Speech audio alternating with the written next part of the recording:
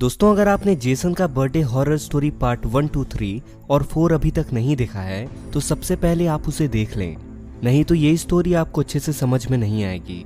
पिछली वीडियो में हमने देखा कि जेसन सायरन हेड और मिस्टर मीट को लेकर गुल्ली बुल्ली के घर के सामने आकर उन्हें आवाज दे रहा था कि हिम्मत है तो बाहर निकलो तुम लोग। ये सुनते ही अपने बाबा को बहुत गुस्सा आ जाता है और बाबा गुल्ली बुल्ली और शॉन को नीचे लेकर आते हैं और उन्हें कहते हैं कि तुम लोग जीप में बैठकर यहाँ से चले जाओ गुल्ली बुल्ली और शॉन, इनको तो मैं देखता हूँ। और गुल्ली बुल्ली और शॉन वहां से तुरंत जाने लगते हैं, लेकिन अभी वो निकले ही थे कि रास्ते में उन्हें बाबा का वो चेला मिल जाता है।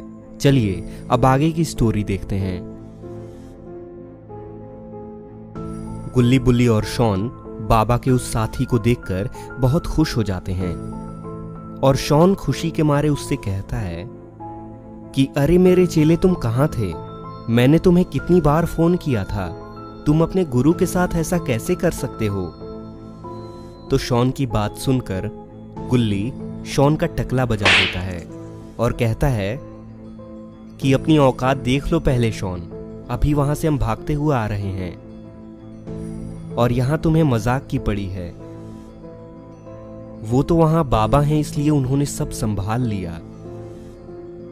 और इनकी बातें सुनकर बाबा का वो चेला कहता है कि ये सब क्या कर रहे हो तुम लोग गुल्ली बुल्ली और शॉन? ये बताओ मेरे गुरुजी कहाँ हैं, यानी तुम्हारे बाबा कहाँ हैं? मैं तो उनसे मिलने आया था, लेकिन वो तो अपने घर हैं ही नहीं। कहाँ हैं मेरे गुरुजी? तो बुल्ली उनसे कहता है कि वो हमारे घर के सामने ही है, बाबा नंबर 2। तो बाबा का वो चेला कहता है कि मेरा नाम बाबा नंबर 2 नहीं है बुल्ली, मेरा नाम एडम है। तो शॉन कहता है कि अरे एडम से अच्छा तो तुम्हें आदमखोर कहना चाहिए, तुम वैसे भी बहुत खतरनाक आदमी हो। तो बुल्ली कहता है कि इसको छोड़िए आप आदमखोर जी, आप जल्दी से बाबा के पास जाइए, वो हमारे घर के बाहर ही मिलेंगे आपको, बस यहां से 5 मिनट की दूरी पे। तो बाबा का वो चेला कहता है कि अच्छा, मैं समझ गया, तुम लोगों के साथ जरूर कुछ हादसा हुआ है, लेकिन अब तुम लोग चिंता मत करो, अब मैं सबका हिसाब लेता हूं। तुम लोग बाबा के घर चले जाओ, मैं बाबा को साथ लेकर तुम्हें वहीं मिलूंगा। मैं भी तो देखूं क्या समस्या आई है।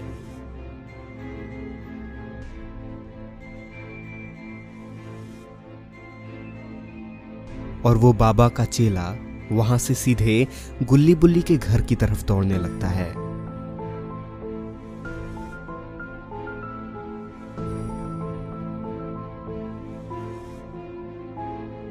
और फिर बाबा के चेले के जाने के बाद गुल्ली बुल्ली और शॉन चल देते हैं बाबा के घर। और इन्हें अब किसी बात का टेंशन नहीं, क्योंकि इन्हें अब पता है कि जेसन और उसके साथियों की बैंड बजने वाली है, क्योंकि अपने बाबा का चेला बाबा से भी ज्यादा गुस्से वाला है।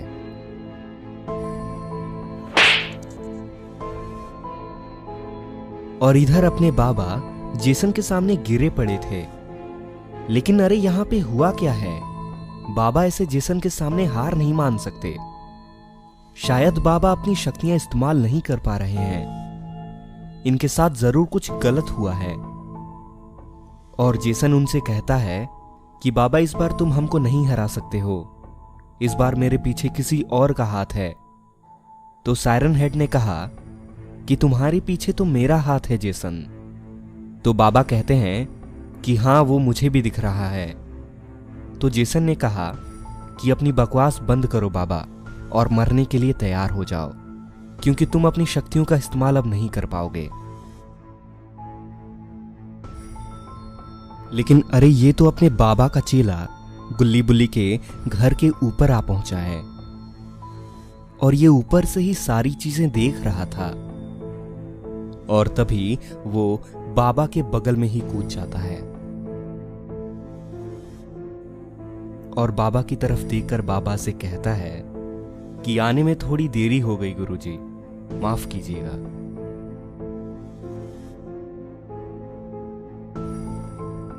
और बाबा और बाबा का वो चेला जेसन के सामने खड़े थे। और बाबा के उस चेले ने जेसन से कहा कि क्या हाल है जेसन, मैंने सुना कि आज बर्थडे है तुम्हारा। तो जेसन ने जवाब दिया कि हाँ बर्थडे तो है मेरा आज, लेकिन मैं तुम लोगों को यहाँ मारने आया हूँ। और जेसन के पीछे खड़े मिस्टर मीट ने कहा कि आज तो ये बाबा मर के रहेगा। और सायरन हेड ने भी कहा कि इसको तो मैं अकेले ही मार सकता हूँ। तो इनकी बातें सुनकर बाबा के चेले का दिमाग खराब हो जाता है और वो एक झटके में ही उन दोनों को मार गिराता है। और फिर कहता है, हाँ तो तुम क्या कह रहे थे जेसन?